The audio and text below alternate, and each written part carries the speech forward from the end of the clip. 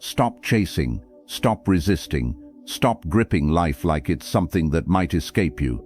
If your chest feels tight, if your mind won't slow down, if you're exhausted from trying to control outcomes that refuse to obey, you are not broken, you are simply attached. Most suffering doesn't come from pain itself. It comes from arguing with reality, from replaying what's already happened, from fearing what hasn't arrived, from demanding certainty from a world that was never designed to give it. The Stoics understood this thousands of years ago. They didn't seek freedom by conquering the world. They reclaimed it by mastering the inner one. Right now, your energy is scattered, pulled into opinions you can't command, events you can't predict, people you can't change, and the cost is heavy. Anxiety, resentment, overthinking, emotional fatigue. But listen carefully. Detachment is not giving up. Detachment is waking up. You were never meant to control the storm. You were meant to learn how to stand steady within it. Think of a river. It doesn't argue with the rocks in its path. It flows, and because it flows, it reaches the ocean. When you detach from what you can't control, your nervous system relaxes, your perception sharpens, your actions become cleaner, calmer, more powerful. This is not emotional numbness. This is emotional sovereignty. In this journey, you will learn how to separate effort from attachment, how to release outcomes without losing ambition, and how to reclaim the freedom that exists only when you stop demanding life. Obey your expectations. This is Stoicism, not as theory, but as survival wisdom for modern life. Before we go further, like this video and subscribe if you're ready to build unshakable inner strength. Take a moment before we start. Tell us where you're listening from and one virtue you're striving to strengthen today: wisdom, patience, discipline, or courage. Now, let's begin. Section 1. The Great Divide. What is yours versus what is not? Every moment of suffering begins with confusion. Not confusion about life, but confusion about ownership. You claim responsibility for things that were never placed in your hands. Other people's reactions, unpredictable outcomes, the timing of life, the choices others make in their private battles. And slowly, silently, this confusion turns into tension. Epictetus, the Stoic who was once a slave, offered one of the most dangerous ideas ever spoken to the human ego. Some things are up to you, some things are not, and peace begins the moment you tell them apart. This is the Great Divide. On one side is what belongs to you, your thoughts, your judgments, your intentions, your actions, your character. On the other side is everything else: opinions, outcomes, results, luck, timing, other people's emotions. Most people live as if the second category is theirs to command, and that is why they feel constantly at war. Notice your own inner battlefield. You do the work, but obsess over the result. You speak honestly, but fear how it will be received. You show up with effort, but tie your worth to success or failure. This is not ambition. This is attachment, wearing the mask of responsibility. The Stoics never taught passivity. They taught precision. They taught that power is wasted when it is scattered across things you cannot govern. Imagine a general giving orders to the weather instead of his army. That is how the mind behaves when it tries to control outcomes. Here is the hard truth and the freeing one. You are not responsible for how life responds. You are responsible for how you respond to life. When you blur this line, anxiety is inevitable. When you respect it, calm becomes possible. In modern life, this divide shows up everywhere. You refresh your phone, waiting for validation. You rehearse conversations that may never happen. You anticipate rejection before it arrives. You suffer imagined futures as if they were facts. But none of that is within your control. What is within your control is this moment, the breath you take, the posture you choose, the meaning you assign, the action you commit to, cleanly, fully, without desperation. Detachment begins here, not by suppressing desire, not by becoming indifferent, but by relocating your loyalty from outcomes to effort. Think of an archer. The archer controls the stance, the breath, the aim, the release, the wind, the distance, and the final landing of the arrow. Those are not his domain. Yet the master archer is calm. Why? Because his self-worth is not flying with the arrow. This is Stoic detachment.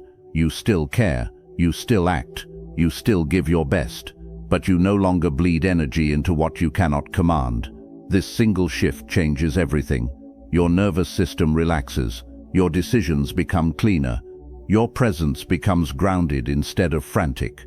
You stop negotiating with fate, you stop arguing with reality, you stop exhausting yourself trying to micromanage life. And paradoxically, life begins to cooperate more. Not because you forced it, but because your energy is no longer tangled in resistance. Practice this today. When tension arises, pause and ask one question.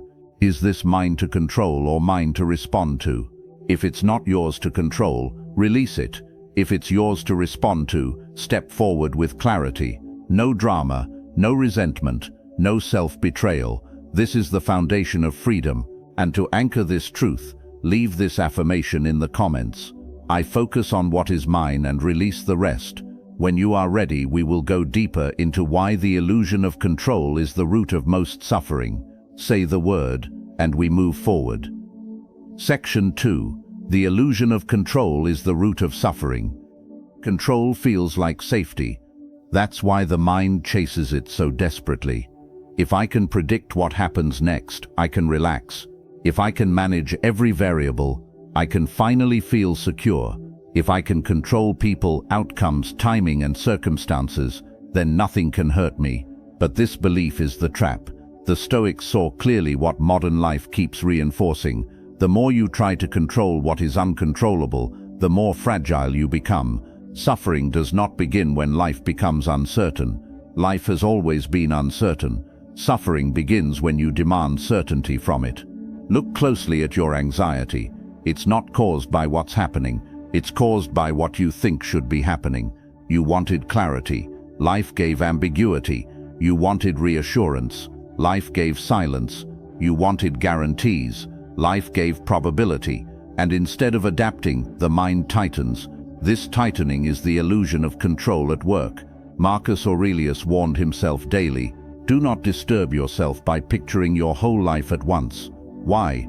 Because the mind tries to dominate the future as a way to escape vulnerability in the present. But control is not strength. Control is fear dressed as authority.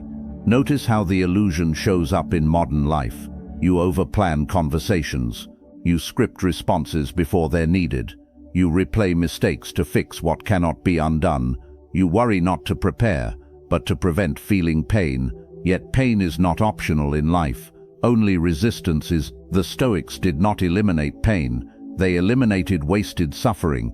And wasted suffering comes from one source: believing your peace depends on external alignment. Here is the paradox. The moment you stop trying to control life, you gain control over yourself. And that is the only control that ever mattered.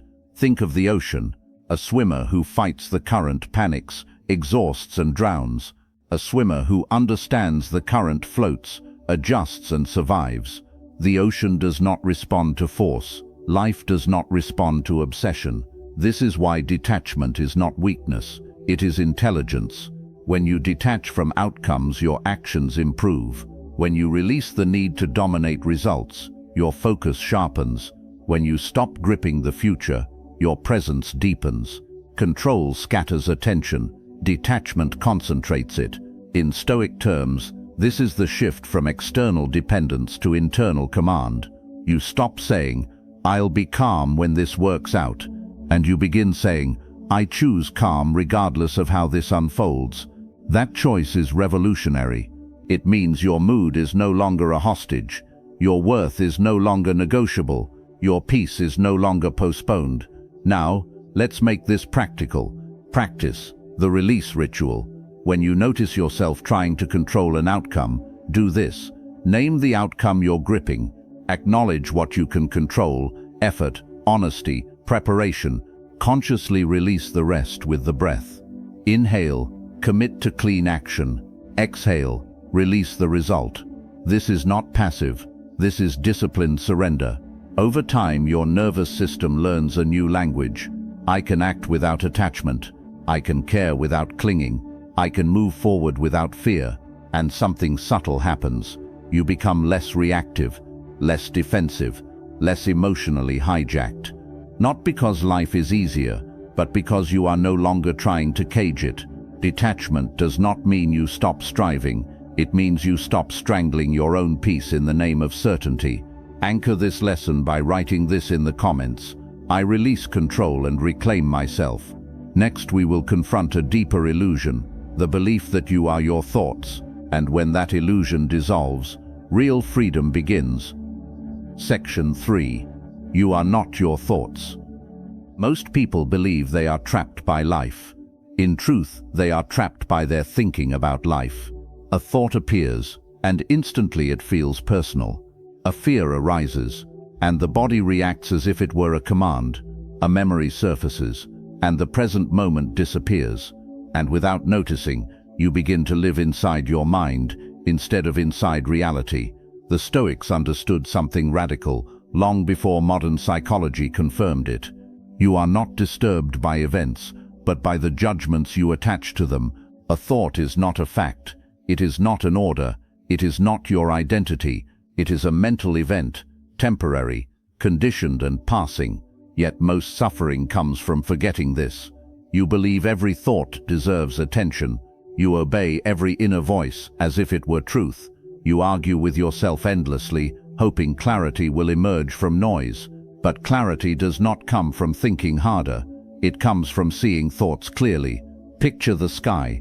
Thoughts are clouds, dark, light, fast, slow. Some bring storms, some dissolve quickly, but the sky itself remains untouched. You are the sky. The Stoics practiced this not as poetry, but as survival. Marcus Aurelius wrote his meditations to remind himself, you have power over your mind, not outside events. Realize this, and you will find strength. Notice the precision. Power over your mind, not over the world. The moment you identify with every thought, you hand that power away. Consider how this shows up today. One anxious thought about the future appears, and suddenly you're living in a future that doesn't exist. One critical thought about yourself appears, and suddenly your confidence collapses.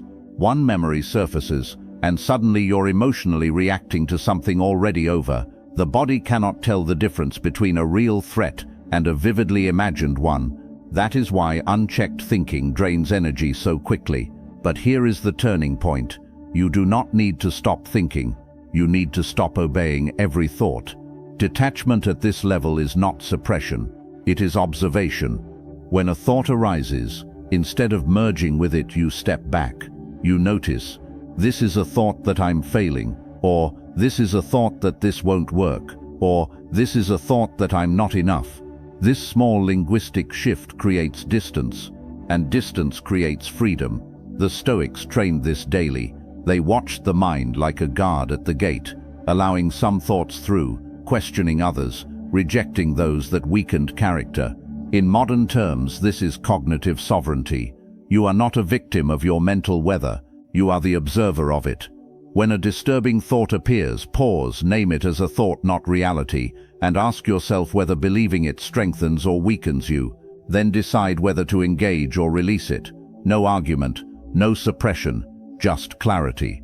At first, this feels unfamiliar. The ego wants to cling, the mind wants certainty. Old patterns resist being questioned, but with repetition, something profound happens. The space between you and your thoughts widens, reactivity decreases, emotional spikes soften, you begin to experience peace, not because thoughts disappear, but because they no longer dominate. And here is the deeper truth the Stoics lived by.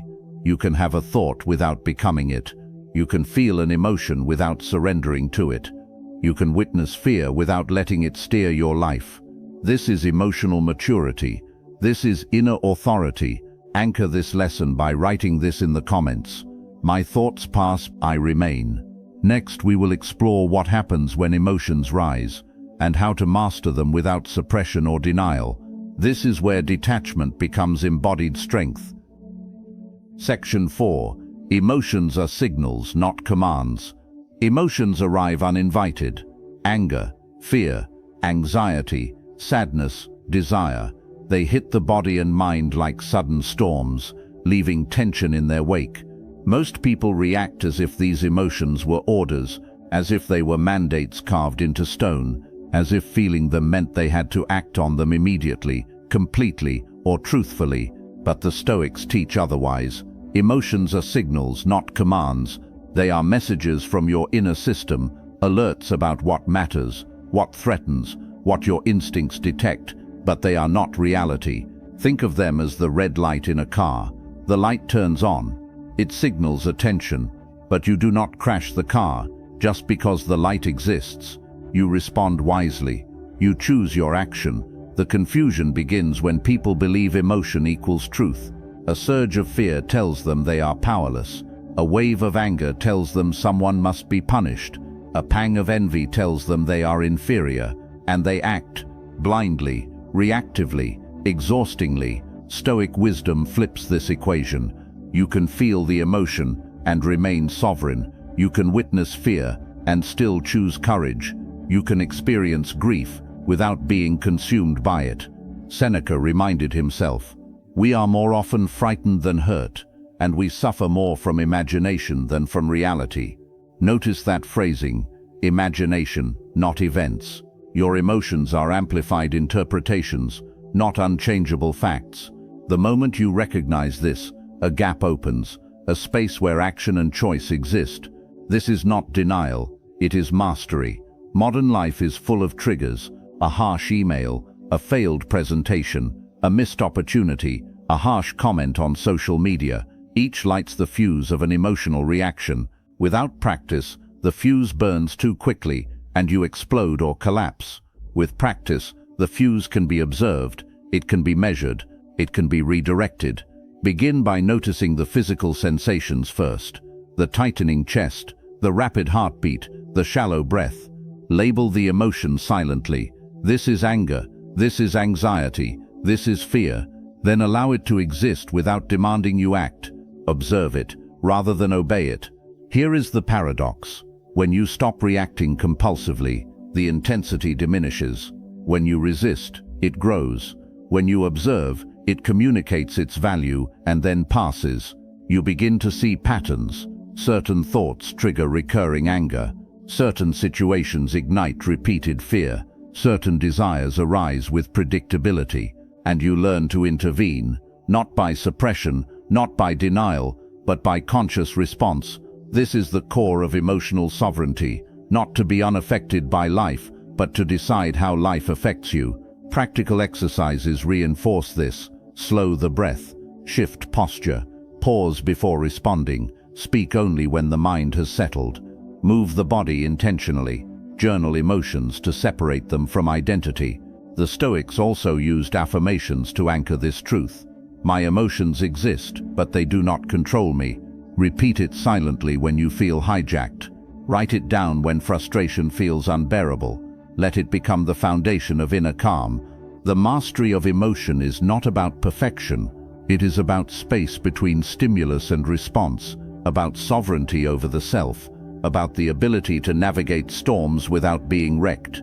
Each time you observe without reacting, you reclaim freedom. Each time you pause instead of explode, you regain authority. Each time you witness without surrendering, you build inner fortitude. Emotions will continue to arrive, unbidden, fierce, and unpredictable, and that is life. But when you understand them as signals, not commands, you move from reaction to mastery, from chaos to calm, from slavery to freedom. Anchor this lesson by leaving this in the comments. My emotions exist, but they do not control me. Next, we will confront the resistance you feel when life does not bend to your will, and how to accept reality without surrendering your power. This is where Stoic detachment transforms into unshakable peace. Section 5. Stop arguing with reality. Resistance is exhausting. We spend countless hours, days, and even years fighting life itself. We argue silently with circumstances we cannot change. We replay injustices in our minds, rail against fate, and demand that the world bend to our desires. And all the while, our energy drains. The Stoics were relentless in pointing out the futility of this struggle. Marcus Aurelius wrote, "Reject your sense of injury, and the injury itself disappears, not because life stops delivering challenges, but because resistance is optional. Suffering does not come from events, they are neutral. It comes from arguing with them, resisting them, and wishing they were different. Imagine standing in a river, trying to hold it back with your bare hands. The current is stronger. You are exhausted. Now imagine releasing the fight, letting the river pass around you, adjusting your stance, and moving with the flow. The water does not harm you, you simply conserve your strength. This is amore fati, the love of fate, not blind resignation, but radical acceptance of what is. Modern life makes this hard. Traffic jams, failed projects, lost opportunities, harsh criticism, global crises, they all trigger our instinct to argue, to resist, to demand justice. Yet none of this arguing improves the situation. It only amplifies inner turmoil. Resistance is the ego's way of asserting control, where control does not exist. It is the mind's desperate bid to feel safe in an unsafe world, and it is always self-defeating. The first step toward peace is acknowledging reality as it is. Notice when your mind is rehearsing, "This shouldn't be happening," or "Why me?" Label the thought, step back, and recognize it for what it is, a resistance pattern, not truth.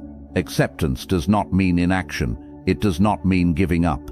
It means seeing clearly what is happening, assessing your response, and acting from clarity rather than frustration. The Stoics emphasize this distinction. The world is indifferent. You are not. Your judgment shapes your experience. You cannot control external chaos, but you can control your perception, your response, and your effort. When faced with adversity, pause, breathe, acknowledge the facts without coloring them with anger or disappointment. Then ask yourself, what is mine to act upon here? This simple pivot is transformational. Energy that would have been wasted on resistance is now available for action, creativity, and presence. Your mind no longer churns endlessly in frustration. Your heart no longer pounds in futile rebellion. Over time, this practice rewires perception. You stop collapsing when life misaligns with expectation. You stop lashing out when events are unfair. You cultivate the clarity to respond rather than react. This is where detachment meets empowerment. Accepting reality does not make you passive. It makes you stronger. You are free to engage fully with life because you are not exhausted by fighting what cannot be changed. Practical practice. When you feel resistance rising, pause and breathe. Observe the situation neutrally. Ask yourself what is within your control and act only on that. Release the rest without judgment or struggle. Anchor this lesson with a comment affirmation. I accept reality and grow from it. By accepting life as it is, you step into the power the Stoics called inner authority. You stop wasting energy, you stop suffering unnecessarily, and you finally start to live in alignment with the truth of the world. Next, we will explore detachment in caring deeply without clinging, how to engage fully in life without losing yourself in it. This is where Stoic presence transforms into calm, unwavering strength. Section 6. Detachment is not indifference. Many people fear detachment because they misunderstand it. They hear the word and imagine coldness, distance, emotional withdrawal, a life stripped of passion and care. But Stoic detachment has nothing to do with becoming numb. It has everything to do with becoming free. Indifference says, I don't care. Detachment says, I care deeply, but I do not cling. This distinction changes everything. Most suffering in relationships, work, and ambition does not come from caring. It comes from attachment, from tying your inner peace to outcomes you cannot command. You love someone, but you demand they never change. You pursue success, but you demand recognition. You give effort, but you demand guaranteed results. And when life refuses these demands, pain multiplies. The Stoics never taught emotional withdrawal. They taught clean engagement. Marcus Aurelius served as emperor during war, plague, and political betrayal. He cared, he acted, he led, but he refused to let external events dictate his inner state. That is detachment. To be detached is to stand firmly rooted while remaining open, to act fully without gripping the result, to love without possession, to strive without desperation. Think of holding sand in your hand. When you clench your fist, the sand slips through your fingers. When you open your palm, it rests there naturally. Life works the same way. The tighter you grip, the more you lose. The more relaxed your hold, the more stable your experience becomes. This is especially clear in modern life. People chase validation online and feel empty when it fades. They cling to relationships and suffocate connection. They obsess over goals and burn out before arrival. Not because caring is wrong, but because clinging distorts care into fear. Detachment removes fear from the equation. You show up fully, you speak honestly, you give your best effort, and then you release. Not in defeat, in trust. This trust is not naive optimism, it is grounded realism. You understand that outcomes are shaped by countless variables beyond you. You accept that your value does not rise or fall with applause. You anchor your worth in character, not reception. Seneca wrote, "He who suffers before it is necessary, suffers more than is necessary." Attachment makes you suffer twice, once in imagination, once in reality. Detachment shortens the suffering loop. It keeps you present. Presence is power. When you are not preoccupied with controlling reactions, you listen better. When you are not desperate for outcomes, your actions sharpen. When you are not afraid of loss, you become bold without aggression. This is why detached people often appear magnetic. They are not needy.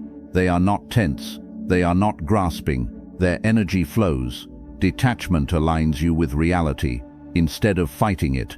In practice, this means noticing where you are gripping too tightly. Notice where your mood depends on approval. Notice where your peace depends on success.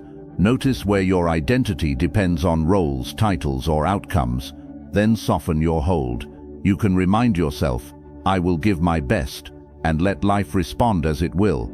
I act with integrity, not attachment. I release outcomes without abandoning effort. This does not make you passive.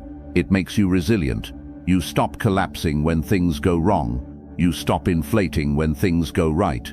You remain steady in both gain and loss. That steadiness is Stoic strength. It allows you to participate fully in life without being consumed by it, to love without fear, to work without burnout, to move forward without dragging anxiety behind you. Anchor this lesson by writing this in the comments. I care deeply, without clinging. Next, we move into one of the most important truths of Stoicism, how inner authority becomes your true source of power. When the outer world is chaotic, this is where detachment becomes command. Section 7. Inner authority over outer chaos. When the world feels unstable, most people look outward for control. They chase reassurance. They seek approval. They wait for conditions to improve before allowing themselves peace. But the Stoics moved in the opposite direction. They understood that outer chaos is inevitable and that waiting for it to settle is a losing strategy.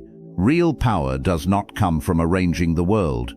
It comes from governing yourself. This is inner authority. Inner authority means your emotional state is not at the mercy of headlines, opinions, outcomes, or moods of others. It means your values do not shift with trends. It means your identity is rooted, not reactive. Marcus Aurelius ruled an empire, yet reminded himself daily, "You can leave life right now. Let that determine what you do and say and think." Why would an emperor meditate on impermanence? Because inner authority is born when you stop outsourcing meaning. Most people surrender their authority without realizing it. They let criticism define their worth. They let success inflate their ego. They let failure collapse their confidence. They let praise sedate them. They let rejection destabilize them. In doing so, they hand the steering wheel of their inner world to forces they do not control. The Stoic reclaims the wheel. Inner authority is the ability to say, "This is happening, but I decide who I become because of it." It is calm without apathy, confidence without arrogance, strength without rigidity. This authority is not loud. It does not announce itself. It is felt. You can sense it in people who do not rush to defend themselves, who do not over-explain, who do not need to dominate conversations to feel seen. Their presence is steady. That steadiness comes from clarity about one thing. Their character is their highest possession. Everything else, status, comfort, reputation, outcomes, is secondary. This reordering of values changes how chaos is experienced. When plans fall apart, the Stoic adjusts. When criticized unfairly, the Stoic examines truth, not tone. When uncertainty rises, the Stoic returns to principles. This is emotional sovereignty in action. Modern life constantly tests this. Notifications pull at your attention. News provokes fear. Social comparison distorts self-perception. Pressure demands constant reaction. Without inner authority, you are fragmented, pulled in 1,000 directions. With inner authority, you are centered. You respond deliberately. Instead of reacting impulsively, you choose silence over defensiveness. You choose action over complaint. You choose discipline over indulgence. This does not make life easy. It makes you capable. Inner authority is built through small daily commitments, keeping promises to yourself, acting according to values even when inconvenient, regulating emotion before speaking, choosing long-term integrity over short-term relief. Each act reinforces the message, I can trust myself, and trust in yourself is the foundation of freedom. Epictetus said it clearly, no man is free who is not master of himself. Freedom is not escape from responsibility, it is alignment with it. When chaos erupts around you, and it will, inner authority keeps you grounded. You become the still point in a turning world, the eye of the storm, the mountain that does not argue with the weather. Others may panic, others may lash out, others may collapse. You remain steady, not because you are unaffected, but because you are governed by reason, by values, by clarity. Anchor this truth by writing in the comments, I govern myself. Next, we will explore how releasing attachment to outcomes does not weaken effort, but sharpens it. This is where discipline and detachment merge into quiet excellence. Section 8. Let go of outcomes, master action. Most people believe motivation comes from guarantees. If I know it will work, I'll try. If I know I'll be rewarded, I'll commit. If I know the outcome, I'll give my best. The Stoics knew better. They understood that attachment to outcomes weakens action, while detachment purifies it. When your mind is obsessed with results, your attention fractures. You rush, you hesitate, you overcorrect, you second-guess yourself mid-movement. Your energy is no longer in the action. It is projected into a future you cannot reach yet, and this projection drains power. Marcus Aurelius warned himself, never let the future disturb you. You will meet it, if you have to, with the same weapons of reason which today arm you against the present. Notice the emphasis, the present. The Stoic focuses on the step in front of him, not the entire staircase. When you let go of outcomes, something counterintuitive happens. Your work improves. Your speech becomes clearer, because you're not trying to impress. Your effort becomes cleaner, because you're not desperate. Your discipline strengthens, because it's no longer conditional. Outcome attachment turns effort into negotiation. Action becomes honest only when the negotiation ends. Think of a craftsman. The master does not obsess over applause. He is absorbed in the cut, the angle, the precision. His satisfaction comes from alignment with the task itself. This is Stoic excellence. You show up fully, you prepare thoroughly, you act with care, and then you release. Release the need for validation, release the fear of failure, release the illusion that results define your worth. This does not make you careless, it makes you focused.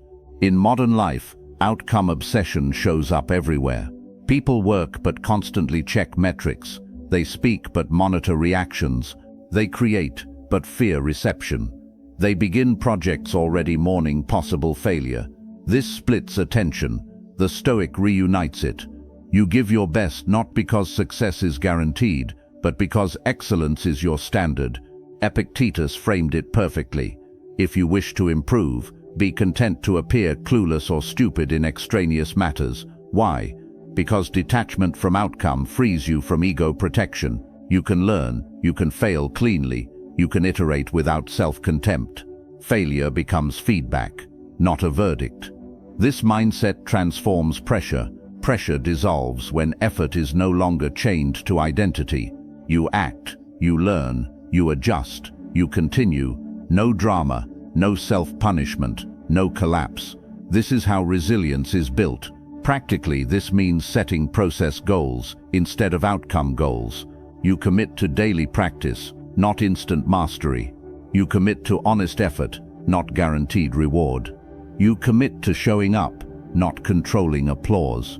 Before action, remind yourself, I will give this my full effort. After action, remind yourself, the outcome is not mine. This keeps the nervous system calm and the mind sharp. Over time, you develop quiet confidence. Not confidence that things will always work out, but confidence that you can handle whatever comes. That confidence is unshakable. It cannot be taken by failure. It cannot be inflated by success. It remains stable across both. This is Stoic discipline at its highest level. You stop chasing results. You start embodying excellence. And paradoxically, results often improve. Not because you chased them harder, but because your energy was no longer divided. Anchor this lesson by writing this in the comments. I act with excellence, and release the result. Next, we will move into a quieter but equally powerful truth. How stillness, gratitude, and presence create a form of magnetism that effort alone never can. This is where detachment becomes flow. Section 9. Stillness creates magnetism. Most people believe power is loud. They associate influence with force, urgency, constant motion. They rush, push, and strain, convinced that effort alone shapes destiny. The Stoics understood a deeper law. Stillness is not absence of action. Stillness is the source of right action. When the inner world is calm, the outer world responds differently. Think of a lake. When the water is disturbed, it reflects nothing clearly. When it is still, it mirrors the sky perfectly. Your mind works the same way. When you are frantic, desperate, or reactive, your energy repels. When you are grounded, present, and composed, your energy attracts. This is not mysticism. It is nervous system regulation. It is perception.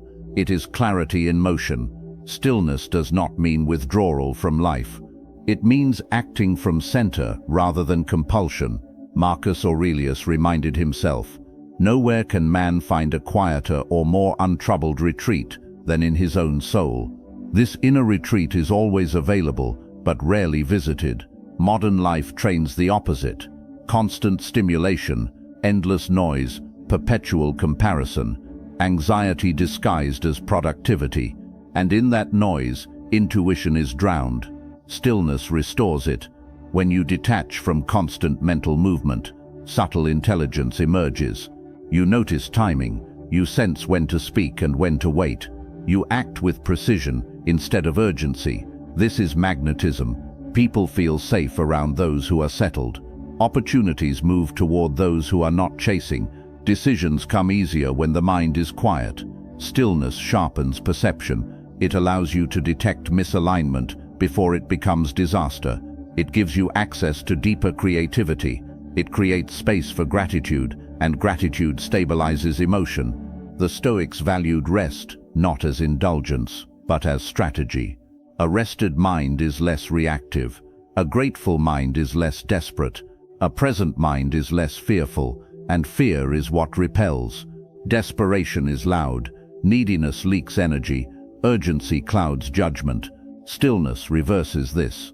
In practice, stillness begins with small acts, pausing before responding, breathing deeply before acting, allowing silence without filling it, spending moments without stimulation. At first, this feels uncomfortable. The mind wants noise. The ego wants validation. Old habits resist quiet. But as stillness deepens, something changes. Your baseline state shifts. Your nervous system relaxes. Your reactions soften. You stop broadcasting tension. This creates magnetism. not because you are trying to attract, but because you are no longer pushing. The Stoic does not force alignment, he becomes aligned. Gratitude plays a key role here.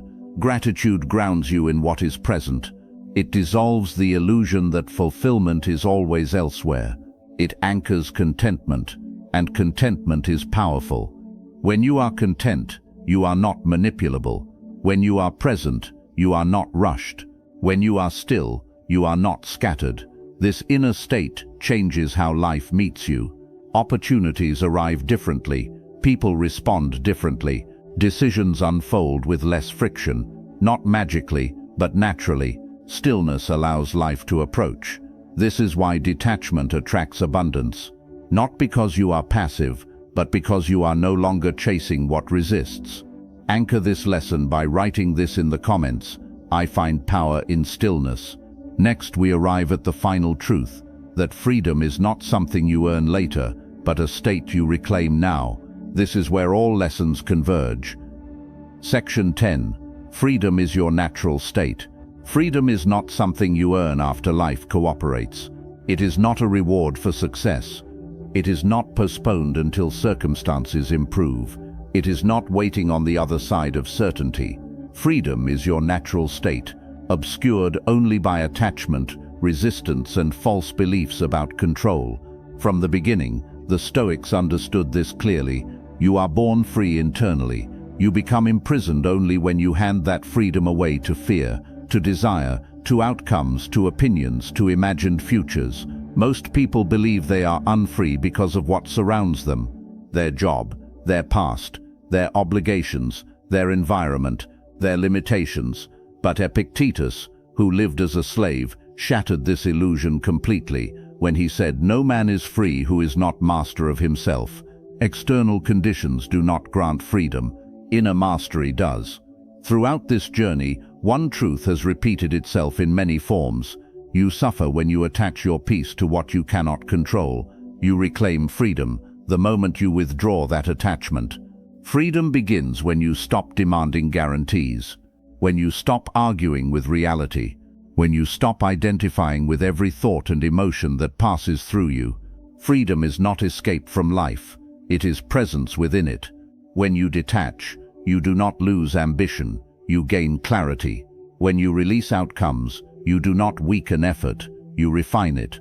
When you accept reality, you do not surrender power, you redirect it. This is the Stoic paradox. The more you cling, the more constrained you feel. The more you let go, the lighter you become. Think of carrying a heavy pack up a mountain. At first, you believe every item is essential. Your fears pack the bag. Your expectations pack the bag.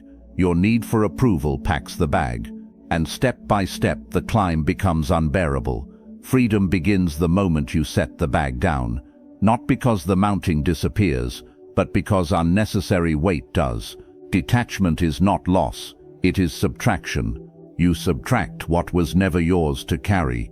You subtract imagined futures. You subtract emotional debts to the past. You subtract the burden of managing how others think and feel. What remains is simple, powerful, and sufficient. Your breath, your effort, your character, your response. This is enough. In this state, life no longer feels like a threat. Uncertainty becomes space. Change becomes movement. Challenges become information. You stop bracing for impact. You start flowing. Freedom feels like calm alertness, like grounded presence, like quiet confidence. Not euphoric, not dramatic, just steady.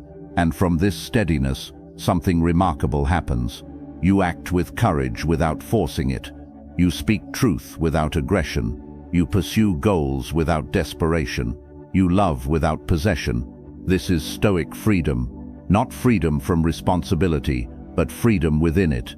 Each day, you can choose this state again, by returning attention to what is yours, by observing thoughts instead of obeying them, by allowing emotions without surrendering to them, by accepting reality without resentment, by acting fully and releasing outcomes.